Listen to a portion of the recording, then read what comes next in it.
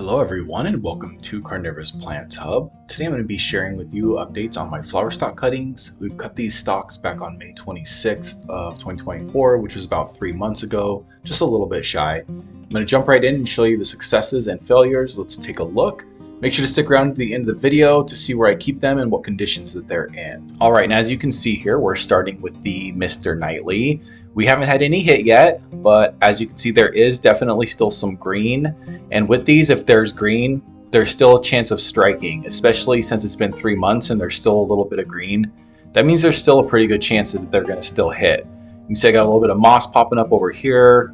And yeah, I think I'm going to keep the cover on these, keep the humidity high, and then hopefully these will hit here in the next month or two. But as long as they're green, make sure that you're sticking with it, because as long as they're green, you'll definitely still potentially get a hit. This one here was the Mr. Nightly.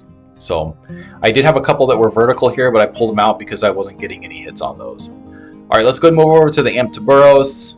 This is a red Venus flytrap. You can see I did not get any hits on my Carnivorous. I had ones that were vertical in here, and I've already pulled them out. You can see nothing going there. All black. If they're all black like this, it means you've pretty much struck out. If there's any green left, you have a chance, like we talked about before, but all black or brown like this is definitely a strikeout. Here we have the red dragon by another red one, but you can see here I've had just as much luck as I did with my Carnivorous. These are all black and brown.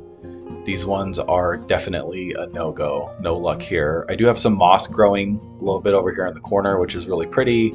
I'll probably continue to keep under here just because I like to see the pretty moss growing, but so far, no luck with my two reds. Here's my bristletooth. So far, I haven't had any hits, but again, like Mr. Nightly, I do have some green still here, so there is still a little bit of hope. With these other two over here, I didn't have any hits, so they're both brown and black and dead. So it doesn't look like we're going to have any success there, but this green one here in the front still definitely has a chance, so not all hope is gone. Here's my Triton. Triton did not do well. I had some vertical and some horizontals, but you can see I'll pull this one out here for you so you can kind of see it has a little bit of mold on it, which is common with this method, but you can see it's completely black and rotted. Definitely no hit here with the Triton, which is a little frustrating. I wanted to get a hit with the Triton. So here we have the Peach Pit. Peach Pits I still don't have a hit on. However, both of these are still really green. You can see the end of this one is still really green. And I'm not sure if the camera is going to pick it up super well, but this stalk here is still green almost all the way to the top.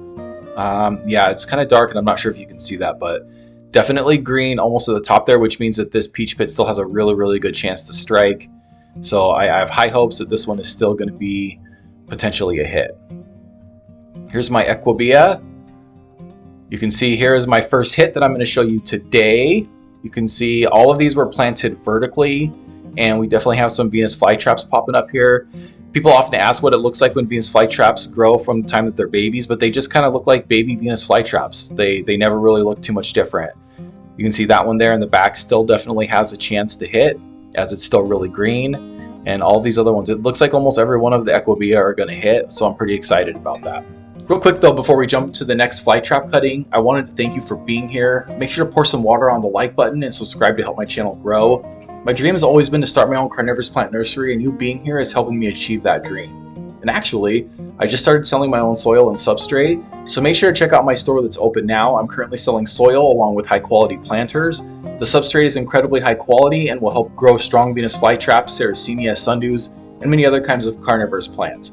I'll also be selling pings and special ping soil soon, so be sure to keep your eyes open for that. There's a link to my store in the description and the pinned comment. Also, if you're in the market for carnivorous plants right now, look no further than California Carnivores. They're one of the most trusted carnivorous plant nurseries in the world. They have huge selections of Venus flytraps and other carnivorous plants year-round. You can use my code BUGEATER to get 10% off your order, but make sure to head over there and see what amazing plants they have available. Links in the description and pinned comment as well. All right, so let's go ahead and move on over here to my low green. Low green, as you can see, has had some success. I have one horizontal here that was planted, and it is definitely growing some baby flytraps here. You can see I'll pull this one out for you. This vertical one, for whatever reason, did not hit. No strikes there. You can see it's black and brown, mostly rotted. but I did get some nice strikes here on the one that was laying vertically. So I guess you just never really know. Sometimes the vertical ones hit, sometimes the horizontal ones hit. I can't tell you for sure which one's better. It seems like I get about 50-50 of each, but you can see this one's also growing a ton of moss, really pretty moss in there. So excited to see how well that one does. This one here is just a typical. This is the one I did actually a couple months before I planted these, and I just kind of threw in here with them. But you can kind of see what it looks like once it gets a little more advanced. This is probably, I don't know, probably closer to 5 months with this little one here. And this one took a really long time to hit. This one took probably 3 or 4 months to hit before I got any action on it. But that's just a typical. And next here is a King Henry, and you can see my King Henry does have one hit here with a vertical one this time. And you see these ones are kind of cool. They're kind of longer and more spindly. They do look a lot like Venus flytraps. At least right now they kind of don't really have the great traps on there, but when the traps finally grow, you'll be able to tell that it looks a lot like a Venus flytrap panel. Let's go ahead and pull these ones out here to see if they have any chance. That one's done for. No black, or that's all black. Let's pull this one out too and see if there's anything. No, pretty much all black. If either of those had any green, I'd push them back down in there and hope to get a hit, but both of these look pretty black and brown, look mostly rotted, so I don't think that we're going to get anything there. But one nice hit here with the King Henry, and I'm pretty excited about that one. So hopefully that one will continue to grow and turn into a big, healthy, strong Venus flytrap. Here you kind of see all of them together, and real quick, make sure and stick around because I want to show you kind of what they look like in there where I've been growing them under the lights. We'll make sure and kind of poke over there real quick in just a second here, but I wanted to give you kind of one more quick look at some of my successes and some of my failures. My red ones are completely failed.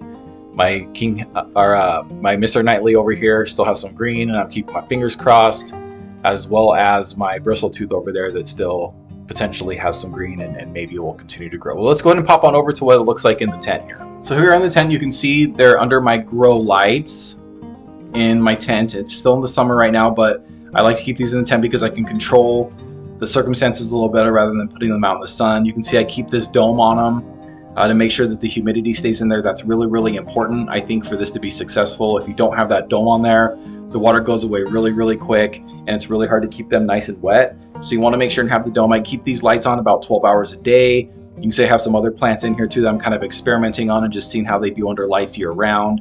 Got some sundews and different stuff in here, but as of right now, they've been under the lights for about 12 hours. All right, so thanks so much for stopping by. Make sure before you leave to check out my video here that's popping up on the screen. That shows you how I did this entire process, how I planted all these. So if you want to do some flower stock cuttings and do some propagations, make sure to check that out. And thanks so much for being here. I really hope to catch you in my next video. Bye.